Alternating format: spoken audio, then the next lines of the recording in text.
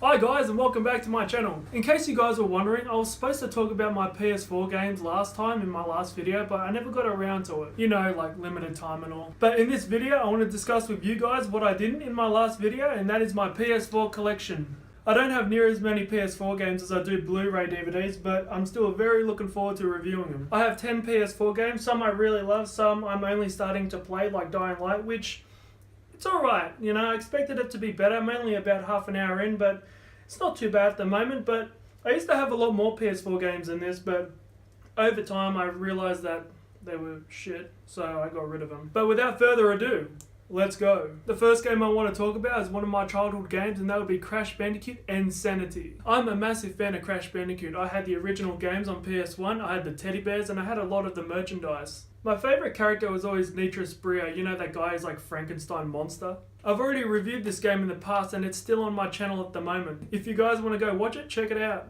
Do you know the definition of insanity?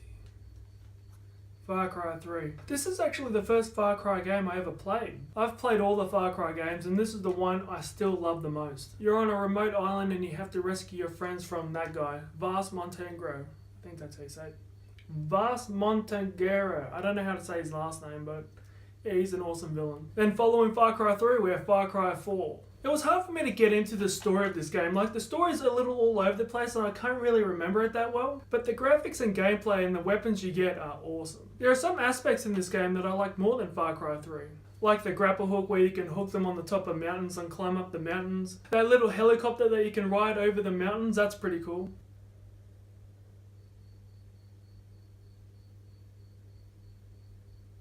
And yeah, I think that's it. But I still have fun with this game though, I still enjoy it. Then we have Dying Light. Like I said earlier in the video, I've only played about half an hour of this game, but it's alright so far, it's not too bad. I'm going to be posting a review on it when I finish it. Welcome to Rapture. Bioshock. Not the original cover. I miss the original cover, eh? You know, with the little girl and the big daddy. I don't like the PS4 remastered cover. Bioshock was the first game I ever played on the PS3. I really enjoyed it a lot. It's got some very creepy imagery and it's really intense. It's a must-own for the horror fanatics out there like myself. Alien Isolation. I am a massive fan of the Alien franchise. Alien Isolation is a sequel to Alien, but a prequel to Aliens. If I'm thinking correctly, it goes Alien, Alien Isolation, and Aliens. This is an awesome survival horror game, but it does rely heavily on stealth, so if you're not into stealth games, then don't bother with it. With great power comes great responsibility. Marvel's Spider-Man on the PlayStation 4. It was hard for me to think which game was better, Spider-Man 2 on PlayStation 2 or this one. As much as I love Spider-Man 2, this is the definitive Spider-Man game. So much effort put into it and so much fun. There he is, Father of the Year, Johnny Marston.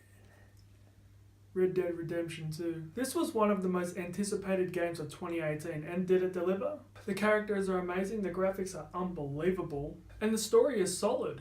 I can't believe that I'm about to say this, but I like Arthur Morgan more than John Marston.